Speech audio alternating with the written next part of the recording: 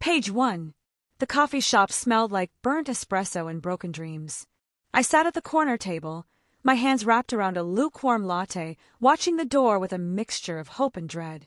Blind dates were always a gamble, but after 3 years of failed relationships and my mother's increasingly desperate attempts to set me up, I'd agreed to this one. Emma Parker! A voice interrupted my thoughts. I looked up to find a man in his early 30s, dressed in an expensive suit that probably cost more than my monthly rent. His hair was perfectly styled, his watch gleamed under the cafe lights, and his expression held that particular brand of contempt that only comes from someone who's never had to worry about money.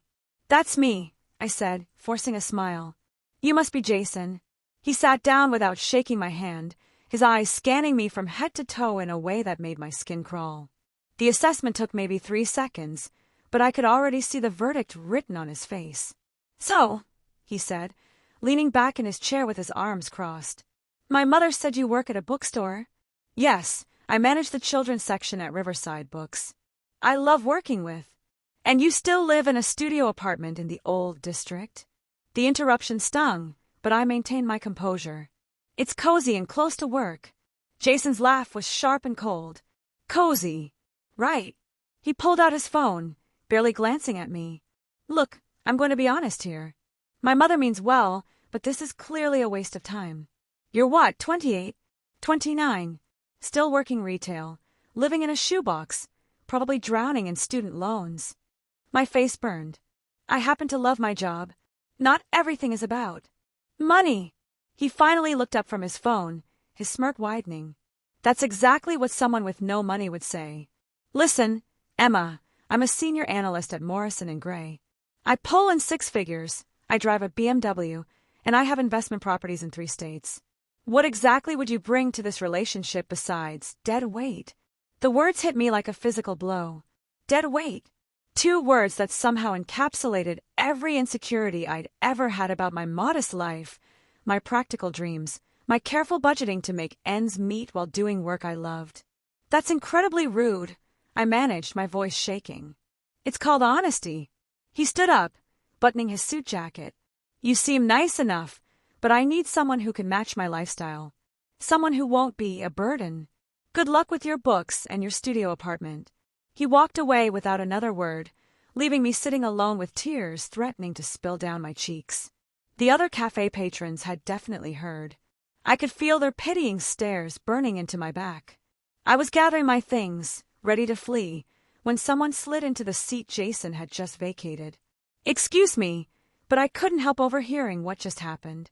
I looked up, ready to tell whoever this was that I didn't need their pity, but the words died in my throat. The man sitting across from me was stunning in a way that made Jason look like a cheap knockoff of elegance. He was probably in his mid-30s, with dark hair and sharp, intelligent eyes that held genuine warmth. His suit was impeccably tailored but understated, the kind of expensive that didn't need to announce itself. "I'm fine," I said automatically, even though tears were still threatening to fall. "No, you're not. And you shouldn't be." He extended his hand. "I'm Alexander Chen. And that man who just left is an absolute fool." I shook his hand hesitantly. "Emma Parker." "And thank you, but you don't have to. Do you know what I do for a living, Emma?" His question caught me off guard. "No. I'm the CEO of Chen Industries. We're a tech conglomerate worth about $3 billion. He said it matter-of-factly, without bragging. "I mention this not to impress you, but to establish that I know a thing or two about value. And that man couldn't recognize value if it was spelled out in stock certificates." I let out a surprised laugh through my tears. That's a very specific metaphor. I deal in specifics." His smile was gentle. "I also happen to be sitting 2 tables over for the past hour, working on a proposal. I watched you wait for him. You checked your phone exactly 3 times. You ordered the cheapest item on the menu, even though you kept looking at the chocolate croissants. And you held the door open for an elderly woman struggling with her walker. Those 3 observations tell me more about your character than anything that pompous analyst said. You were watching me. I should have been creeped out, but something about his directness was oddly comforting. "Observing," he corrected. "It's a habit. I'm very good at reading people. It's how I built my company. And Emma, I see someone who has her priorities straight. Someone who values kindness over status symbols. Someone who... He paused, then reached into his pocket. My breath caught as he placed a key on the table between us. Not just any key. A car key attached to a sleek black fob with a distinctive prancing horse logo. Someone who deserves better than being called dead weight by a man who measures worth in dollar signs, he continued. So here's my proposition. Come with me. I stared at the Ferrari key, then at him. I'm sorry, what? Come with me, Alexander repeated, his voice steady and sure. I was supposed to attend a charity gala tonight.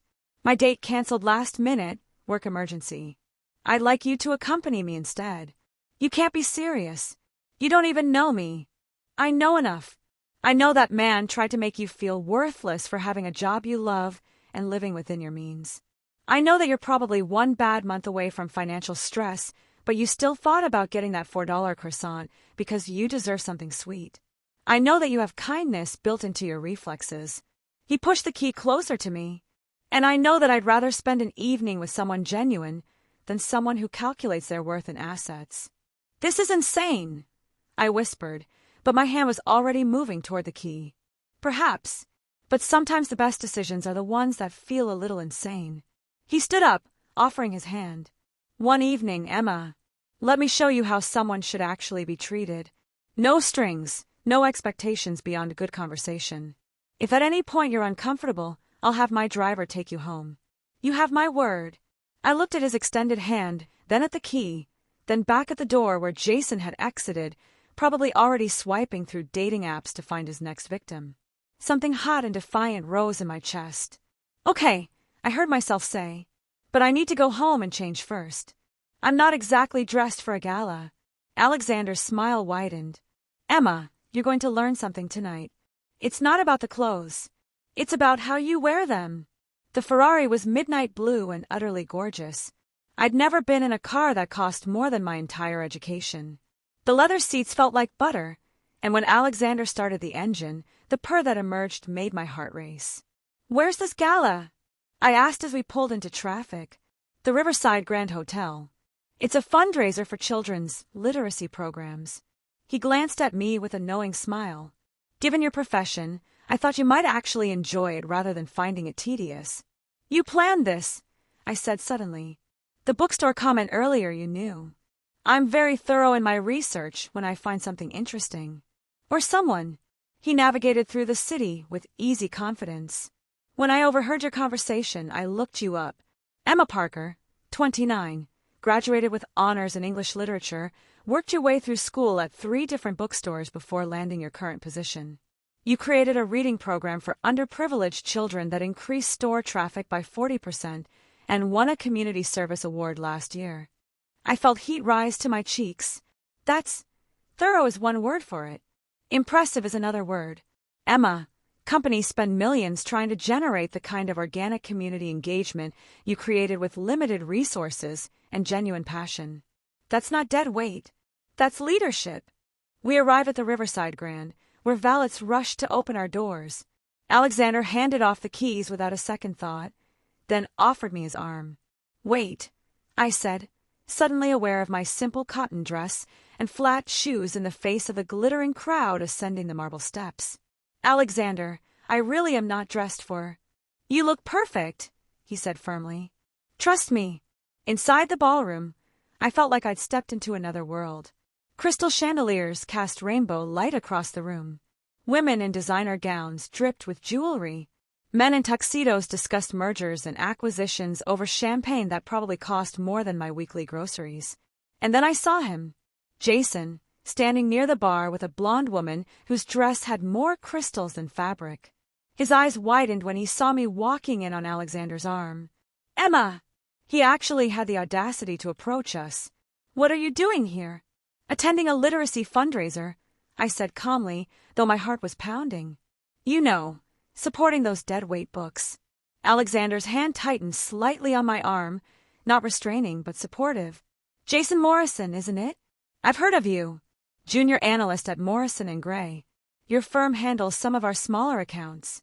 Jason's confident expression faltered. You're Alexander Chun? Of Chun Industries. The same. Alexander's voice was pleasant, but his eyes were steel. I happened to be present for your earlier conversation with Emma. I must say your assessment of value is remarkably poor for someone in finance. We were just... Jason stammered. You called her dead weight, Alexander continued, his voice never rising but carrying absolute authority. You judged her worth based on her salary and living situation.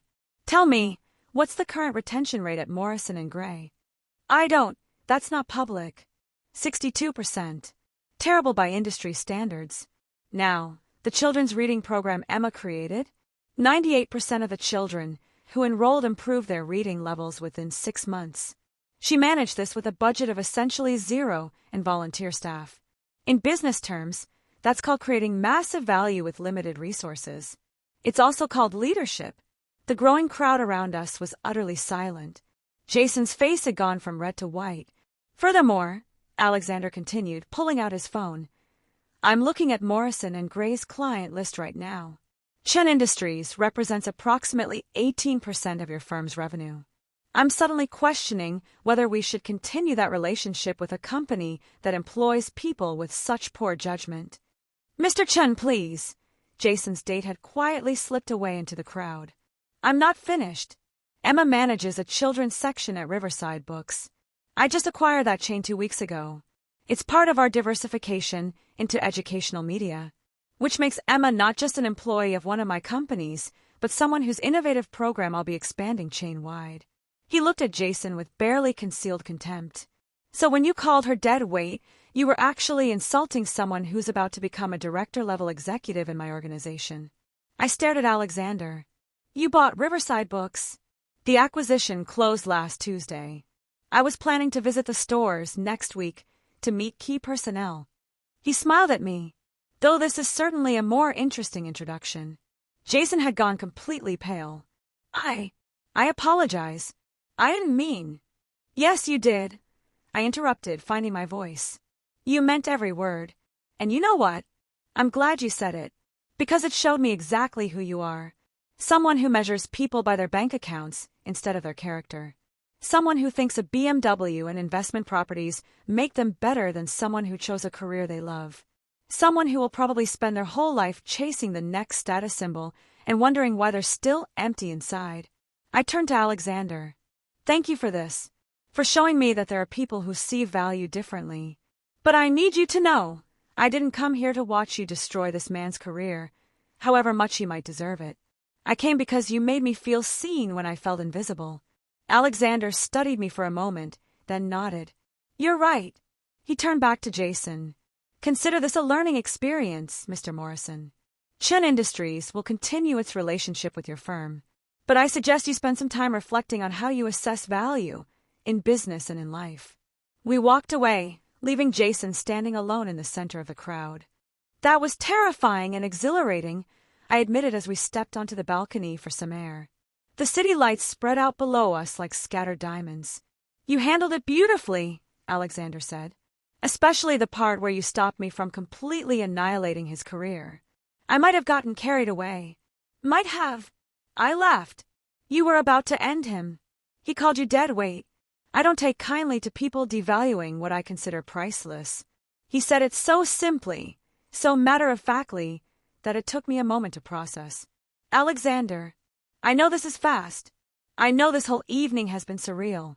But Emma, I didn't rescue you tonight. You didn't need rescuing. You needed someone to see what was already there. He turned to face me fully. I'd like to see you again.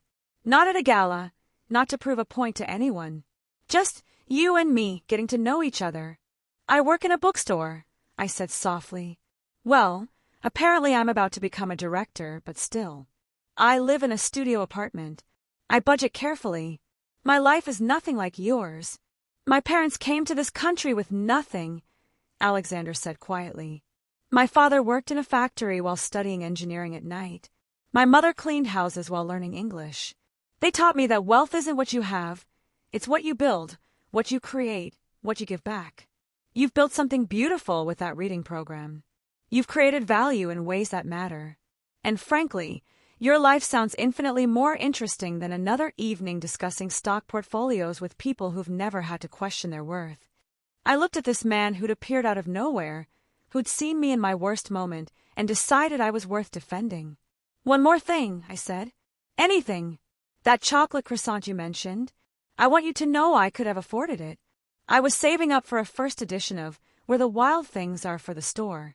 That's why I ordered the cheap latte." Alexander's laugh was warm and genuine. "That's exactly what I mean. You chose books for children over a treat for yourself. How could anyone call that dead weight?" "So," I said, smiling up at him, "about that second date, how about tomorrow? There's a used bookstore in the old quarter. I've been told they have an excellent collection of first editions." "You really do your research." "Only about things that matter," he said, and when he took my hand, it felt like the beginning of something extraordinary. Behind us, through the ballroom windows, I could see Jason still standing where we'd left him, his expensive suit and BMW keys no armor against the realization that he'd just let something valuable slip through his fingers while chasing the wrong definition of worth. But I wasn't thinking about him anymore. I was thinking about second chances, about being seen, about a man who measured value in kindness and character rather than bank statements. I was thinking about how sometimes the worst moments lead to the best beginnings. And I was thinking that Jason had been right about one thing. This was definitely not a match. Because I deserved so much better than someone who saw me as dead weight.